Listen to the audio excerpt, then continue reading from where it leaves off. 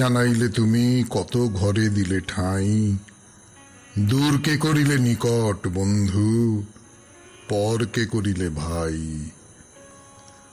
পুরানো আবাস ছেড়ে যাই যবে, মনে ভেবে মরি কি জানি কি হবে। নূতনের মাঝে তুমি পুরাতন, সে কথা যে ভুলে যাই।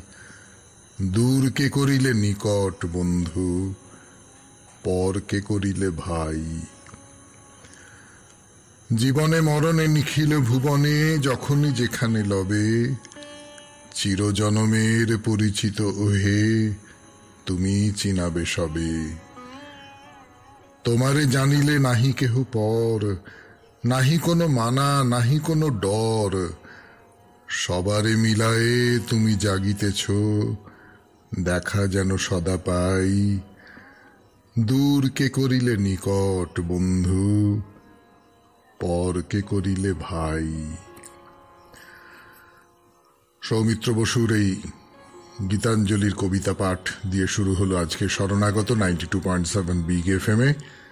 এইবারে আপনাদের শোনাবো আজকের দিনটার কথা বিশুদ্ধ সিদ্ধান্ত মতে। আজ রবিবার 30শে আশ্বিন 1428, ইংরেজির 17ই অক্টোবর 2021। আজ রবিবার, কিন্তু আজকে রবিবারের শরণাগত নয়। রবিবারের শরণাগততে আপনারা চিঠি লেখেন, আমি পড়ি, কিন্তু আজকের দিনটায় মনে হলো পুজো নিয়ে সকলেই খুব ব্যস্ত ছিলেন, তার ফলে আর আপনাদের বিরক্ত করতে চাইনি। অন্যান্য আর 6 দিনের মতন সারা সপ্তাহে যেমন করে শরণাগত হয় তেমন করেই আজকে শরণাগত। আমি বলি, আজকে আশ্বিন শুক্লপক্ষ দ্বাদশী, নক্ষত্র শতভিসা। সূর্যোদয়ের সময় ভোর 5:37 হয়ে 32 সেকেন্ড। সূর্য অস্ত যাবার সময় বিকেল 5:06 হয়ে 42 সেকেন্ড। আজকে জন্মে কুম্ভ রাশি, শূদ্রবর্ণ, মতান্তরে বৈশ্যবর্ণ দেবারিগণ। দিনের বেলা 9:53 গতে নরগণ। রাত্রি 4:33 গতে মীন রাশি, বিপ্রবর্ণ। আজ 30শে আশ্বিন, মানে আশ্বিন মাস শেষ হলো। এইবার আকাশ প্রদীপ জ্বালাবার দিন এসে গেল। তার বাইরে আজ আন্তর্জাতিক দারিদ্র দূরীকরণ দিবস, কাবেরী সংক্রমণ স্নান, কাতি বিহু উৎসব, অসমের উৎসব। আমাদের হোয়াটসঅ্যাপে চিঠি পাঠাবার নাম্বার 9831922927। চিঠির গোড়ায় অতি অবশ্যই SG লিখবেন। আর আমাদের ফেসবুকের নাম হচ্ছে শরণাগত সৌমিত্র, SHARANAGATA শরণাগত, SOUMITRA সৌমিত্র। এবারে বলি আজকের অনুষ্ঠান সম্পর্কে। আজকে ওই প্রথমে তো পুরাণ চিরন্তন। পুরাণ চিরন্তনে যে বিষয় নিয়ে কথা বলবো আজকে, সেটা হচ্ছে যে দেবতারা দেবী দুর্গাকে, মহিষাসুরমর্দিনী দুর্গাকে কি কি অস্ত্র দিয়েছিলেন, এবং তার সূত্র ধরে 2-4টে ভাবনার কথা। সেই অস্ত্রগুলো কোনো কিছুর প্রতীক, এটা মনে করে নিয়ে 2-একটা কথা বলবো। সব দেবতার কথা বলা হবে না, সব অস্ত্রের কথাও আজকে বলা হবে না। তার জন্য আবার কালকের দিন পর্যন্ত আপনাদের অপেক্ষা করতে হবে।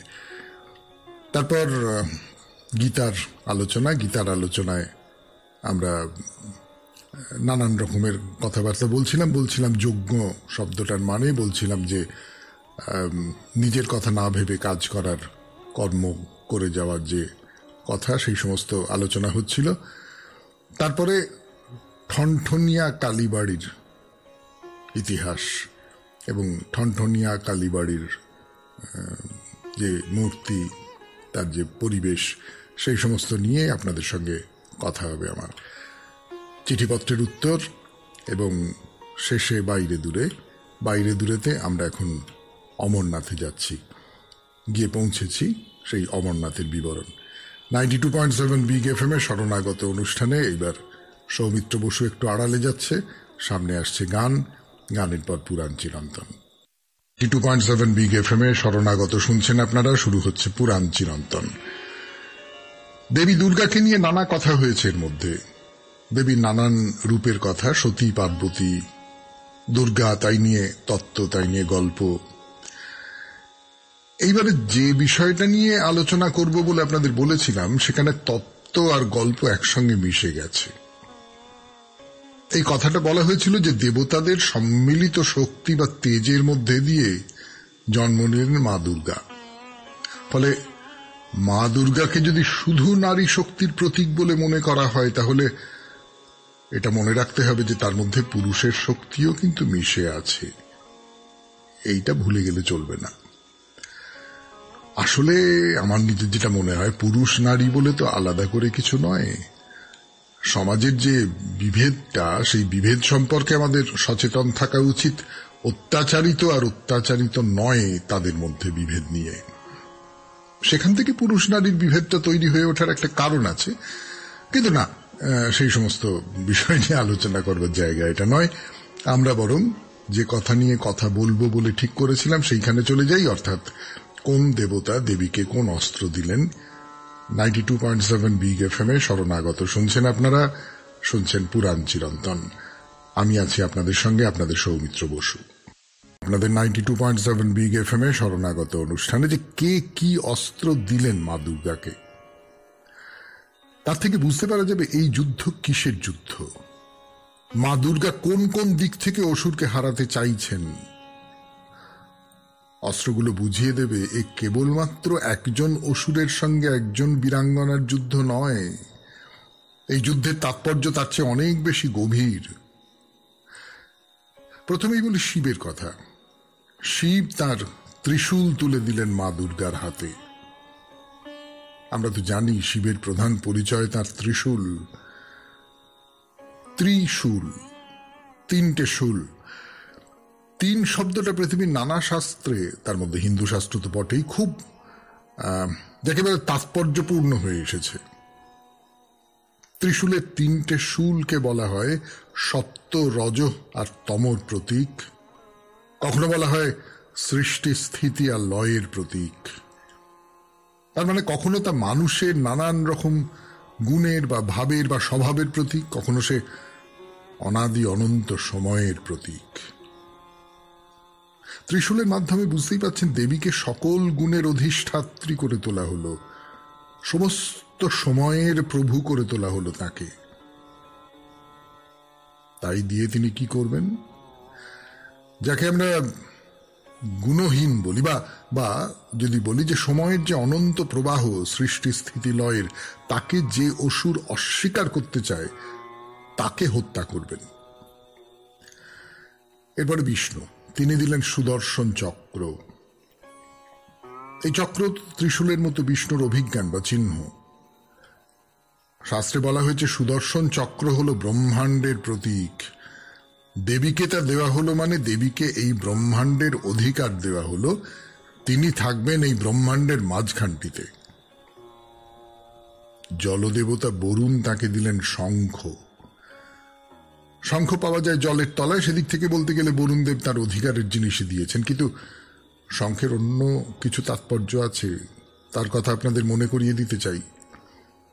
শঙ্খধ্বনিকে তুলনা করা হয় ওঙ্কারের সঙ্গে। সৃষ্টির আদি যে ধ্বনি তা হল ওম। শঙ্খ সেই ধ্বনি তার গর্ভে ধরে রেখেছে। তাছাড়া আর একটা কথাও বলতে হবে, এইসব তত্ত্বকথার ভিড়ে তা যেন হারিয়ে না যায়।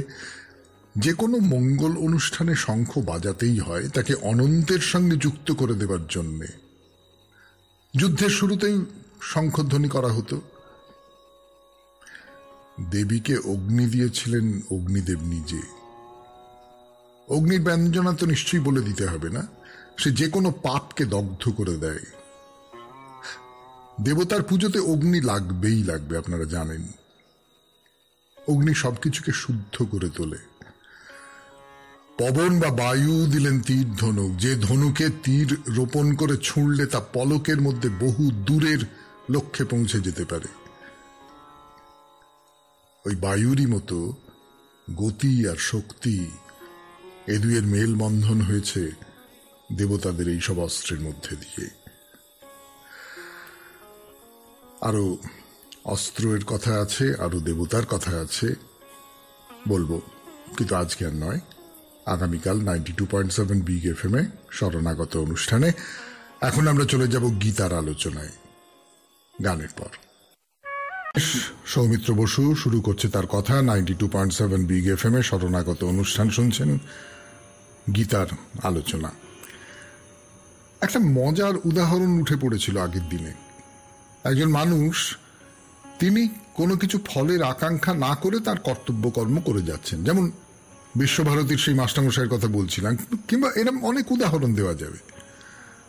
আপনি একটা কাজ করে চলেছেন, তার ফলে আপনার কি ভালো হবে, কি কি ইচ্ছে পূরণ হবে, এই সমস্ত কিছু না ভেবেই, ধরেন আপনি ছবি আঁকছেন বা কবিতা লিখছেন, একটা দুটো জায়গায় সেই ছবি দেখানো হচ্ছে, সে কবিতা কোথাও একটা অখ্যাত কাগজে প্রকাশিত হচ্ছে, কেউ দেখছে কি পড়ছে তার তেমন কোনো প্রমাণ নেই।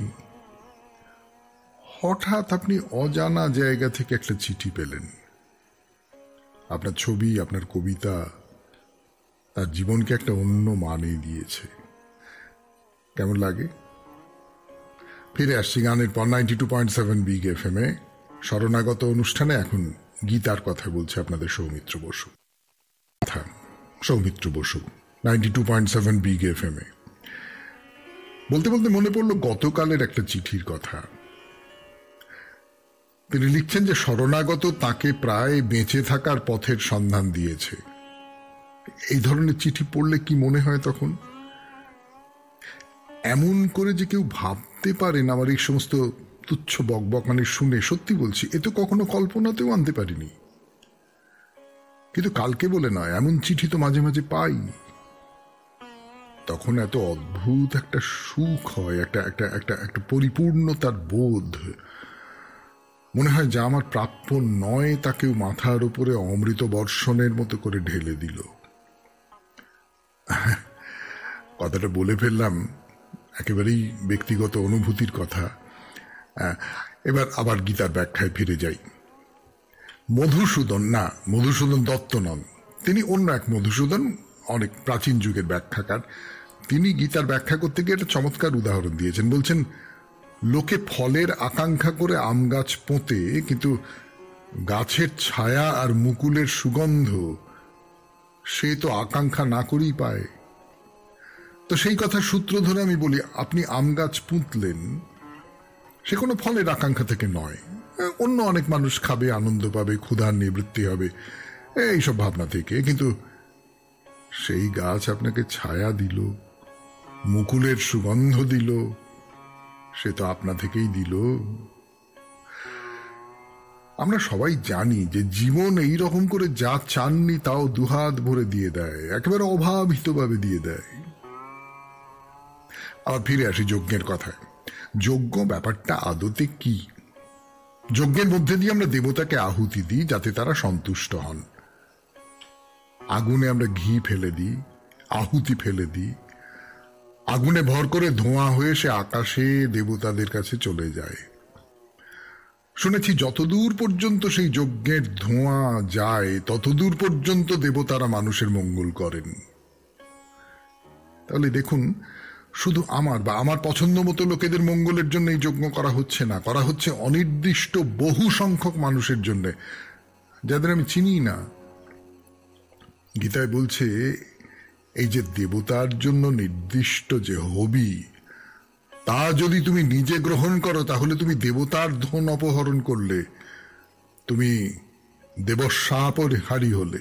না, ব্যাপারটা এমন নয় যে তুমি যেসব দ্রব্য দেবতার জন্য অগ্নিতে ঢালা হবে সেটা গ্রহণ করতে পারবে না। নিশ্চয়ই দেবতা অতিথি সবাইকে অন্ন প্রদান করে যা বাকি থাকবে তা তুমি গ্রহণ করতে পারবে, কিন্তু যতক্ষণ না পর্যন্ত একজন বাইরের লোক অভুক্ত হয়ে থাকবে ততক্ষণ পর্যন্ত তোমার অন্ন গ্রহণ করা চলবে না। তাহলে যজ্ঞ মানে শুধু আকাশের দেবতাকে অর্ঘ্য প্রদান করা নয়, অতিথি, আহুত, এমনকি অনাহুতও সেখানে দেবতা। শেষ হলো গীতার কথা। এরপর কালী মন্দিরের কথা। ঠনঠনিয়া কালী মন্দির 92.7 বিগ এফএম এ শরণাগত অনুষ্ঠানে গানের পর। কিন্তু কেউ কি তা বলেন? 92.7 বিগ এফএম এর শরণাগত অনুষ্ঠানে সৌমিত্র বসুর এই প্রশ্নের উত্তরে সবাই বলবেন যে না, তা বলি না। আমরা তো ছোটবেলা থেকে শুনে আসছি ঠনঠনের কালী মন্দির, তো তার ইতিহাস শোনাচ্ছিলাম আপনাদের। সেই ইতিহাস ওই যে জঙ্গলের মধ্যে হোগলা পাতার কুঁড়েতে ব্রহ্মচারী উদয় নারায়ণ মা সিদ্ধেশ্বরীকে প্রতিষ্ঠা করেছিলেন, সেই জঙ্গলের মতোই রহস্যময়। বলছিলাম, কে প্রতিষ্ঠা করেছিলেন এই মন্দির? একজনের নাম উঠে আসছে রামশঙ্কর ঘোষ, অন্যজনের নাম শঙ্কর ঘোষ। তিনি ছিলেন রামকৃষ্ণদেবের একজন অনুরাগী পার্ষদ, স্বামী সুবোধানন্দের প্রপিতামহ। কবে প্রতিষ্ঠিত হয়েছিল এই মন্দির সে কথা বলা খুব শক্ত। লোকে বলে 1603 খ্রিস্টাব্দে উদয় নারায়ণ এখানে মাকে প্রতিষ্ঠা করেন এই হোগলার কুঁড়েতে। তাকেই তো আদি মন্দির বলবো, সেই হোগলা পাতার কুঁড়েকে। ফিরে আসবো মন্দিরের কথা বলবার জন্য 92.7 বিগ এফএম এ। শুনছেন শরণাগত, জীবনের সহজ পাঠ। বলছিলাম শঙ্কর ঘোষের কথা। 92.7 বিগ এফএম এ শরণাগত অনুষ্ঠানে ঠাকুর শ্রীরামকৃষ্ণদেবের একজন অনুরাগী পার্ষদ, স্বামী সুবোধানন্দের প্রপিতামহ। তিনি 1810 খ্রিস্টাব্দে নাকি একে একটা পাকা মন্দিরের চেহারা দেন। এই মন্দির সম্পর্কে বিশেষ করে যে কথাটা বলবার, এখানে কিন্তু নিয়মিত ঠাকুর শ্রীরামকৃষ্ণ পরমহংসদেব আসতেন, মাকে গান শোনাতেন বসে বসে। তখন তিনি থাকেন ঝামাপুকুরে দাদা রামকুমার চট্টোপাধ্যায়ের সঙ্গে। বুঝতেই পাচ্ছেন সে অনেক দিনের কথা, ঠাকুরের তখন খুব কম বয়স। সেই থেকেই মন্দিরের সঙ্গে তার সম্পর্ক, সে খুব ঘনিষ্ঠ সম্পর্ক। একদিনের একটা ঘটনা বলি আপনাদের। ঠাকুর তখন তো তিনি গদাধর, মায়ের সামনে বসে বসে গান গাইছেন। হঠাৎ কি একটা হয়ে গেল তার ভেতরে, সমস্ত শরীরে কাঁটা দিয়ে উঠল, কেমন একটা আনচান করছে বুকের ভেতরটা। উঠে পড়লেন তিনি, এলোমেলো পায়ে এদিক ওদিক ছুটে যাচ্ছেন, যেন কোনো দিশা পাচ্ছেন না। অনেক কষ্টে তাকে আবার চেতনায় ফেরানো হলো। তো দক্ষিণেশ্বরে যখন আছেন তখন মাঝে মাঝে আসতেন ঠনঠনেতে, এসে প্রিয়জনের জন্য মানত করে যেতেন। কেশবচন্দ্র সেন তখন খুব অসুস্থ। ঠাকুর বলছেন রাত্রির শেষ প্রহরে উঠে তিনি খুব কাঁদতেন। বলতেন যে মা গো, কেশবের যদি কিছু হয় তাহলে আমি কার সঙ্গে কথা কব? তখন একবার কলকাতায় এসেছিলেন এই ঠনঠনের কালী মন্দিরে কেশবের জন্য ডাব চিনি মানত করতে। আর একবার রাখাল মহারাজের জন্য মানত করেছিলেন। আমি সেই জায়গাটা পড়ি কথামৃত থেকে। বৈকালে শ্রীরামকৃষ্ণ রাখাল মণি প্রভৃতির সঙ্গে ঠনঠনের সিদ্ধেশ্বরী মন্দির অভিমুখে গাড়ি করিয়া আসিতেছেন। পথে শিমুলিয়া বাজার, সেখানে ডাব চিনি কেনা হইল। মন্দিরে আসিয়া ভক্তদের বলিতেছেন, একটা ডাব কেটে চিনি দিয়ে মার কাছে দাও। যখন মন্দিরে আসিয়া পৌঁছিলেন, পূজারীরা বন্ধু লইয়া মা কালীর সম্মুখে তাস খেলিতেছিলেন। ঠাকুর দেখিয়া ভক্তদের বলিতেছেন, দেখেছ এসব স্থানে তাস খেলা, এখানে ঈশ্বর চিন্তা করতে হয়। এই ঠনঠনে কালীবাড়ি। যখন নিজে পারতেন না, কাউকে না কাউকে দিয়ে পাঠিয়ে দিতেন। সেসব অনেক অনেক কাহিনী আছে। তো যেটা বলবার, এই যে সিদ্ধেশ্বরী কালী, ইনি কিন্তু খুব জাগ্রত।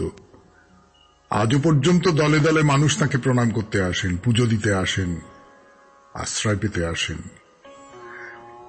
এই যে দেবী, তিনিও কিন্তু বসন পরে আছেন, বিবসনা নন।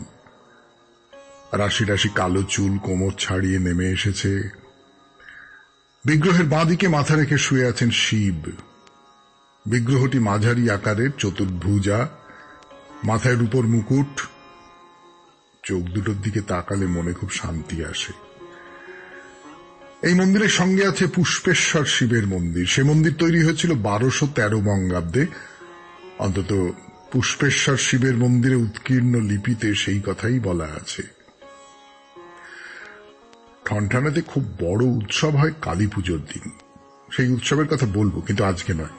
আজকে মন্দিরের কথা এখানেই শেষ করি 92.7 বিগ FM এ শরণাগত অনুষ্ঠানে। তারপর গানের পর আপনাদের চিঠিপত্রের উত্তর দেব, কেমন? নিয়ে গত রবিবার যে বিষয়টা নিয়ে বলা হয়েছিল আপনাদের লিখতে, আপনারা অনেকে লিখেছেন, খুব চমৎকার চমৎকার লেখা পাওয়া গেছে। পড়ি একটা।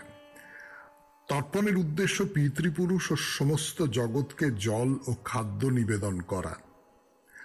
এই প্রথার কোনরূপ শাস্ত্রীয় সমর্থন বেদ, বিদ্ধি, ব্রাহ্মণ্য, সূত্র, উপনিষদ বা বেদান্তে পাওয়া যায় না। অদ্বৈতবাদে সবকিছু ব্রহ্মে মিলিত হয়, তাই পিতৃপুরুষের আত্মার পৃথক অস্তিত্ব থাকিতে পারে না। সুতরাং তাদের উদ্দেশ্যে তর্পণ অর্থহীন। যদি দ্বৈতবাদে বিশ্বাস করি তাহলে আত্মার পৃথক অস্তিত্ব আছে, কিন্তু সেই আত্মার উন্নতি নিজস্ব কর্মফল অনুযায়ী হইবার কথা। সাবিত্রী সত্যবান উপাখ্যানে যম সাবিত্রীকে উপদেশ দেয় তার পেছনে না এসে সত্যবানের পারলৌকিক কার্য করার জন্য, কিন্তু সাবিত্রী বলে সত্যবানের গতি হবে তার কর্মফল অনুযায়ী ও পারলৌকিক কার্য করা অর্থহীন। মহালয়ার তর্পণের সমর্থনে কর্ণের গল্পটি রূপক মাত্র। মহাভারতে কৃষ্ণার্জুনের স্নান ও প্রাত্যহিক কার্যের সহিত তর্পণ ও দানের উল্লেখ আছে, কিন্তু সেই তর্পণের উদ্দেশ্য প্রাত্যহিক পূর্বপুরুষদের স্মরণ করা ও দান করা। মনে হয় মোটামুটি 1000 বৎসর পূর্বে যখন হিন্দু ধর্মের উপর বৌদ্ধ ধর্মের প্রচণ্ড আগ্রাসন রোধ করার জন্য ব্রতকথা, পুরাণ ইত্যাদি লিখিত হয়, তখন কর্ণের রূপক তর্পণ প্রথা চালু করার জন্য লিখিত হয়। হিন্দু ধর্মের চার্বাক মতবাদ এই তর্পণ প্রথাকে হাস্যকর বলে অভিহিত করেছে এই বলে যে যদি এইভাবে পূর্বপুরুষদের কাছে খাদ্য পানীয় পাঠানো সম্ভব হইত, তাহলে দূর দেশের যাত্রীদের সঙ্গে খাদ্য পানীয় নেওয়ার কোনো প্রয়োজনীয়তা থাকিত না, মন্ত্র বলেই পাঠানো যাইত। সুতরাং বর্তমানের মহালয়ার তর্পণ, দুর্গাপূজা ইত্যাদির মতো লোকাচার মাত্র, যার মুখ্য উদ্দেশ্য ব্যবসায়িক ও জীবিকা উপার্জন। সঞ্জয় ঘোষ, সল্টলেক। সঞ্জয়বাবু, আপনার চিঠির সঙ্গে আমি একমত নই, এই কথাটা সবিনয়ে আমাকে বলতে দিন। না, আমি কথা হয়তো আপনারই মতো খানিকটা সংশয়ের চোখেই দেখব যে তর্পণ করার ফলে পিতৃপুরুষেরা সত্যি সত্যি জল পান বা যা কিছু করেন। কিন্তু আপনি যে তর্কটা তুলেছেন সেটা খানিকটা সাকার নিরাকারের বহু পুরনো তর্ক। অর্থাৎ মানুষ একটা কোনো, আমার দিক থেকে যেটা বলবার, একটা কোনো আধার না পেলে তার ভেতরের আবেগ স্ফুরিত হতে পারে না, অসুবিধা হয়, সকলের পারে না। অর্থাৎ আপনি যে এই চিঠিটা লিখলেন, এই ভাবনাগুলো আপনার মাথায় এলো তার জন্য শরণাগত একটা আধার, তাই না? ফলে মানুষ যদি ওই রকম পিতৃপুরুষকে আমি আহার দিচ্ছি, আমি জল দিচ্ছি, এই রকমের একটা ভাবনার আধারে সে তার পিতৃপুরুষকে স্মরণ করে, তাকে ব্যবসায়িক জীবিকা উপার্জন এরকম করে আঘাত করা কি ঠিক? আমার নিজের মনে হয়েছে আপনি একটু বেশি অকারণে একটু বেশি রূঢ় হয়েছেন। পরের চিঠি। আমাদের বাঙালিদের তো 12 মাসে উৎসব অনুষ্ঠান, পুজো পার্বণ লেগেই থাকে। কাঁসর ঘণ্টা, প্রদীপের আলো, ধূপ ধুনো, ফুল চন্দন, ফলমূল, মিষ্টান্ন প্রভৃতি নানা আয়োজনে ধনী দরিদ্র যার যেমন সাধ্য সে সেই মতো পূজা করেন গৃহদেবতাকে। বেশি রকম জাঁকজমক চাকচিক্য অনেক সময় পুজোর আসল লক্ষ্যকে ঢেকে ফেলে, ছাপিয়ে যায়, উপলক্ষই প্রধান হয়ে দাঁড়ায়। মন দিয়ে ভক্তি ভরে সরল প্রাণে তাকে ডাকাই হয় না। দাপর যুগের দিকে তাকালে আমরা জানতে পারি ভগবান শ্রী গোবিন্দ ছোট গোপাল হয়ে নন্দ মহারাজ এবং মা যশোমতীর ঘরে অতি আদর যত্নে লালিত পালিত হন। ক্ষীরননী ছিল গোপালের বড় প্রিয়। গোবিন্দের 108টি নামের মধ্যে একটি নাম ছিল ননীচোরা। গোপাল ছোটবেলা থেকে বড় চঞ্চল ও দুরন্ত ছিল। গোপিনীদের ঘরে ঘরে গিয়ে ওপরে ঝুলন্ত ননির ভাণ্ড বুদ্ধি খাটিয়ে ননির ভাণ্ড ভেঙে ননি খেত। গোপালের দুষ্টুমির জ্বালায় গোপীরা না টিকতে পেরে মা যশোমণির কাছে তার প্রাণের নীলমণির নামে নালিশ জানাতো। মা একদিন খুব রেগে গিয়ে গোপালকে বেঁধে রাখার মনস্থ করলেন। প্রচুর দড়ি দিয়ে ছোট গোপালকে বেঁধে বাঁধার চেষ্টা করলেন, কিন্তু পারলেন না। শেষে মা তাঁর বেনিবন্ধনের ফিতে দিয়ে গোপালকে বাঁধার জন্য এগিয়ে এলেন। তখন গোপাল 2 হাত জোড় করে মার সামনে এসে দাঁড়ালেন। মা অনায়াসে গোপালকে বেঁধে ফেললেন। অধরাকে তিনি বাঁধলেন বেনিবন্ধনের প্রেম ও রজ্জুর সাহায্যে। বিনা প্রেম সে নাহি মেলে নন্দলালাজি। কবি বলেছেন, দেবতা জেনে দূরে রই দাঁড়ায়ে, আপন জেনে আদর করিনে, পিতা বলে প্রণাম করি পায়ে, বন্ধু বলে দুহাত ধরিনে। দেবতা দেবতা বলে তার মধ্যে আমার মধ্যে যেন ব্যবধান সৃষ্টি না করি। মুনি ঋষিরা ধ্যান যোগে পান না, যাকে সহজ সরল প্রেমেও তাকে পাওয়া যায় ঘরে বসে, মন্দিরে মন্দিরে ছোটাছুটি না করেও। পরিশেষে বলি, আমার মাথা নত করে দাও হে তোমার চরণ ধুলার তলে। বিনীতা, মুকুল সিনহা। খুব চমৎকার চিঠি, খুব সুন্দর চিঠি, কিন্তু যে কথাটা বিশেষ করে বলার, আপনি নিশ্চয়ই খেয়াল করেছেন, আপনার চিঠির একটা অংশ বাদ দিয়েছি। বড্ড বড় হয়ে যাচ্ছিল। চিঠি লিখবার সময় যদি একটু দয়া করে খেয়াল রাখেন যে 200 থেকে 250 শব্দের মধ্যেই যদি চিঠিটা রাখতে পারেন, তাহলে আমাদের পক্ষে সুবিধে হয়। 92.7 বিগ এফএম এ শরণাগত অনুষ্ঠানে এরপর আমরা চলে যাব বাইরে দূরে অমরনাথের কথায়। তার আগে গান। এখন আমরা অমরনাথে 92.7 বিগ এফএম এ শরণাগত অনুষ্ঠান শুনছেন আপনারা। আমি আছি আপনাদের সঙ্গে, আপনাদের সৌমিত্র বসু। এবারে বলি অমরনাথের শিবলিঙ্গ সম্পর্কে। সেটা আশ্চর্য কাণ্ড ঘটে এখানে, এই গুহার মধ্যে, অমরনাথ গুহার মধ্যে। আপনি তো নানান রকম করে অমরনাথের গুহার মধ্যে ঢুকলেন। ভেতরে প্রায় 130 ফুটের মতো ঢুকে দেখলেন একটা সাদা বরফের শিবলিঙ্গ খাড়া দাঁড়িয়ে আছে আপনার সামনে। পুরোটা বরফের। এটা বৈজ্ঞানিক বুদ্ধি কি বলে? বুঝতেই পারছেন, সমতল থেকে অতটা উঁচুতে, ওখানে তো আর কিছুতেই জল থাকবে না, বরফ হয়ে যাবেই। গুহার ছাদ থেকে চুইয়ে চুইয়ে জল পড়ে একটা বিশেষ জায়গায়, আর সেইখানে ওই জল বরফ হয়ে তৈরি করা একটা লম্বা আকৃতি, ঠিক যেন সাদা রঙের একটা শিবলিঙ্গ। কিন্তু ভেবে দেখুন, ঠিক ওই বিশেষ জায়গাতেই জল চুইয়ে পড়ে কেন? ঠিক ওই রকমের একটা আকার ধারণ করে কেন? তার কোনো ব্যাখ্যা আছে বলে আমি অন্তত জানি না। ফিরে আসবো ওই অমরনাথের শিবলিঙ্গের কথায় 92.7 বিগ এফএম এ শরণাগত অনুষ্ঠানে। শিবলিঙ্গ, বরফের তৈরি শিবলিঙ্গ, গুহার মাথা থেকে জল চুইয়ে পড়ে যে শিবলিঙ্গ তৈরি হয়, সেই শিবলিঙ্গের মাপ কিন্তু কখনো কখনো 8 ফুটের মতো হয়ে যায়।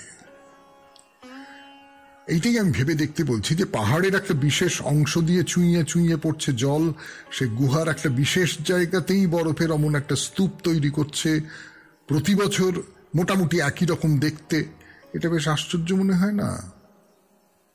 এর ভেতরে যদি কেউ অলৌকিকতার গন্ধ পান, তাকে কি একেবারে উড়িয়ে দেওয়া উচিত? তবে এই প্রসঙ্গে একটা কথা জানিয়ে রাখা দরকার, আপনারা অনেকেই নিশ্চয়ই সেটা জানেন। সেটা হলো, ইদানিং বেশ কয়েক বছর ধরে লিঙ্গ আর আগের মতো বড় হচ্ছে না। বিজ্ঞানীরা এর জন্য দায়ী করছেন বিশ্ব উষ্ণায়নকে। আগের তুলনায় তো পৃথিবী অনেক বেশি গরম হয়ে গেছে, আমাদেরই কি বলবো ভুলভাল সিদ্ধান্তের ফলে। তার ফলে বরফ দীর্ঘদিন ধরে তার আকার নিয়ে থাকতে পারছে না, তাড়াতাড়ি গলে যাচ্ছে। এই তো হলো অমরনাথের শিবলিঙ্গ। এবারে বলি অমরনাথ যাত্রা নিয়ে টুকটাক দুই একটা দরকারি তথ্য। বছরের যে কোনো সময়ে কিন্তু আপনি এখানে যেতে পারবেন না। বাইরে দূরেতে এর আগেও আমরা বলেছি, বিশেষ করে হিমালয়ের উঁচু জায়গায় যেসব মন্দির বা ধর্মস্থান আছে, তাদের মধ্যে বেশ কয়েকটি বছরের একেবারে নির্দিষ্ট কয়েকটা দিন ছাড়া খোলা থাকে না। অমরনাথের বেলা তাই। এখানে যাত্রা শুরু করবার সময় জুন জুলাই মাসের শ্রাবণী পূর্ণিমা থেকে, আর শেষ হয় জুলাই আগস্ট মাসে গুরু পূর্ণিমায়। এই 1.5-2 মাসের মধ্যে লক্ষ লক্ষ মানুষ একেবারে পাগলের মতো ঝাঁপিয়ে পড়েন অমরনাথ দর্শন করবার জন্য। আর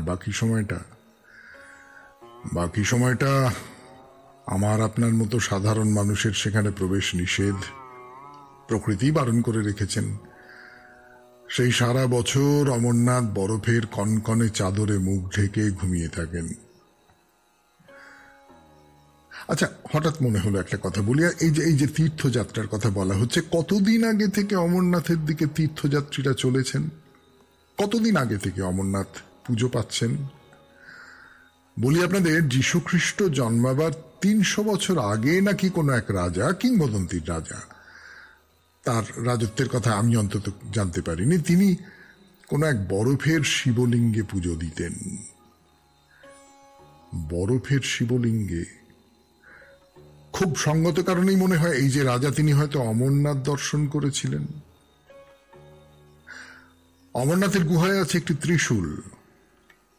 খ্রিস্টীয় 11 শতকে রানী সূর্যমুখী নাকি অমরনাথকে এই ত্রিশূল, বানলিঙ্গ আর অন্যান্য নানা পবিত্র জিনিস উপহার দিয়েছিলেন। এরকম আরো কিছু কিছু তথ্য পাওয়া যায় প্রাচীন বইপত্র থেকে। তার থেকে মনে হয় দীর্ঘদিন আগে থেকেই এই অমরনাথ তীর্থক্ষেত্র হিসেবে পরিচিত ছিল। কিন্তু আর না, সময় শেষ। এইবারে আপনাদের সৌমিত্র বসুকে বিদায় নিতে হবে আপনাদের কাছ থেকে। আমাদের হোয়াটসঅ্যাপে চিঠি পাঠাবার নাম্বার 9831922927। চিঠির গোড়ায় অতি অবশ্যই SG লিখতে হবে। আর আমাদের ফেসবুকের নাম হচ্ছে শরণাগত সৌমিত্র, SHARANAGATA, শরণাগত, SOU